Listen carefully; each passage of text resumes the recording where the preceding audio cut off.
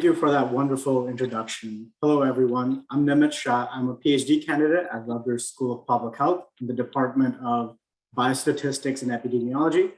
I will be presenting a work in progress titled Barriers and Predictors of Physical Fitness Among Volunteer Firefighters, which is also the focus of my dissertation. So this pilot project was a joint collaboration, and none of the investigators have conflicts of interest.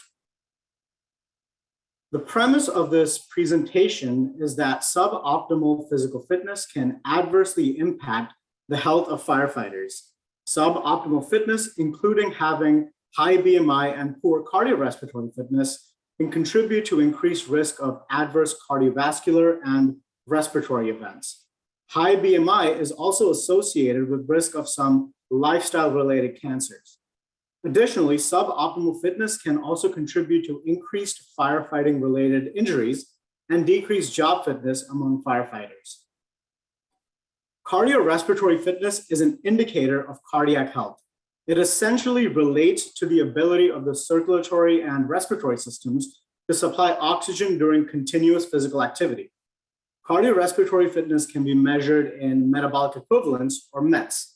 It is the primary fitness indicator for firefighters, such that to protect firefighters from adverse health events and as a metric of firefighting performance, the National Fire Protection Association, or NFPA, which is a nonprofit organization established to reduce death and injury related to fire events, has a standard that suggests all active on-duty firefighters have a cardiorespiratory fitness of 12 METs or greater. To contextualize the cardiorespiratory fitness needed by firefighters in performing their tasks, on average, firefighters need 11 METs to be able to climb upstairs with their firefighting equipment on. More cardiorespiratory fitness is needed with more strenuous tasks and activities. So given these fitness needs, the 12 METs recommendation is important. The NFPA recommends that if firefighters are unable to meet the 12 METs, then they should be counseled to improve their fitness. And if they're unable to meet 8 METs, they should be suggested an aerobic fitness program, and they might be restricted from performing some essential firefighting tasks. So a lower cardiorespiratory fitness is a cause of concern for firefighters. Despite this fitness safeguard set by the NFPA, studies show that many volunteer firefighters are unable to achieve the suggested cardiorespiratory fitness and also have high prevalence of overweight and obesity. The US has over 1 million firefighters, 2/3 of whom are volunteers. So the gap in understanding why volunteers are unable to achieve optimal physical fitness is concerning. Challenges to improving and maintaining physical fitness have been explored in career or paid firefighters, but less in volunteer firefighters who face different organizational and individual level barriers to obtaining or maintaining optimal physical fitness, as they're always on call, compared to their career counterparts who are shift workers. So when we compare the firefighting expectations between volunteer and career firefighters, we see that volunteers have the same firefighting tasks and duties, but have less training, less access to routine health monitoring or health promotion programs, and also have less balance between their firefighting, personal life, and employment. This brings us to the 3 specific aims of this project. The first aim was to assess the prevalence and predictors of physical fitness among volunteer firefighters at different stages of their firefighting service. Here we're using quantitative survey data. The second aim was to explore departmental and individual level challenges and promoters of physical fitness at different stages of firefighting tenure. For this aim, we are using qualitative methods and conducting interviews. The third aim was to inform strategies to improve the physical fitness of volunteer firefighters using the aim 1 and 2 findings. There was also a sub-training aim here, which was to develop a National Institutes of Health F31 pre-doctoral fellowship proposal using a mixed methods research approach. So the project is based on the research infrastructure of the Firefighter Cancer Assessment and Prevention Study, or CAPS, which was initiated in 2019. The main objective of CAPS is to characterize risk factors that may be linked to increased cancer risk among active on-duty volunteer firefighters. This ongoing project has a survey component which inquires about firefighting, behavioral, and occupational risk factors. CAPS is a research partner of the National Firefighter Cancer Cohort Study. For the first aim, which was to assess the fitness prevalence and predictors among volunteer firefighters, the CAPS baseline survey was used.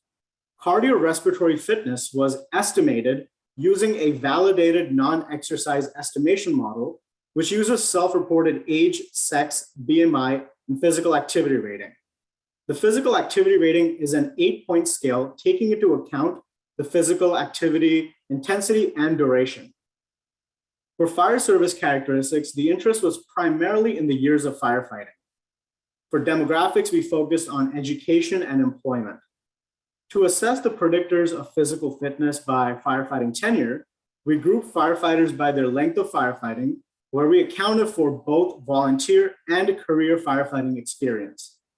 We created 3 tenure groups: less than 10 years of firefighting, 10 to less than 30 years of firefighting, and 30 years or greater of firefighting. In our preliminary findings, we had 126 active volunteer firefighters enrolled in CAPS. The average age of the participants was 45 years, and the average length of firefighting was 20 years. For the tenure groups, we see that about a third of the participants fell into each of the 3 firefighting tenure groups. The majority of the firefighters were male, non-Hispanic white, and currently employed. About 2/3 had some college education and or a complete college degree. This figure shows the firefighters' BMI stratified by firefighting tenure. Normal or healthy BMI is in green, overweight BMI is in blue, and obese BMI is in red. When we look at the overall BMI levels, we see that half of the participants are obese and a third are overweight. We see that the prevalence of being obese is higher through the tenure groups, while the prevalence of being normal or healthy weight is lower. The prevalence of being overweight is similar within each tenure group. This figure shows the firefighters' average cardiorespiratory fitness stratified by years of firefighting. We see that the overall average cardiorespiratory fitness is 9.5 METs, which is significantly under the 12 METs fitness recommendation of the NFPA. Here we see that the average cardiorespiratory fitness is drastically lower with each tenure group. Only the tenure group with less than 10 years of firefighting are able to meet the NFPA fitness recommendation on average, while the other 2 tenure groups, essentially those with 10 years of firefighting or greater, are significantly below the 12 METs recommendation, implying a need for fitness program or even restriction of some firefighting tasks. There were some limitations to these preliminary findings that we need to address. First, we were unable to physiologically measure cardiorespiratory fitness. This would have required expensive laboratory-based physiological assessment. However, the estimation model we used is validated and has been favorably compared with physiological measurements.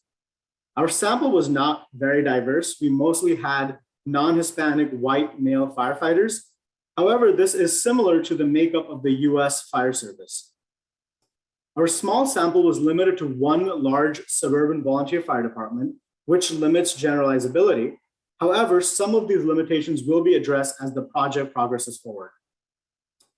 The immediate next steps for this aim are to expand the sample size to include all active volunteer firefighters enrolled in CAPS.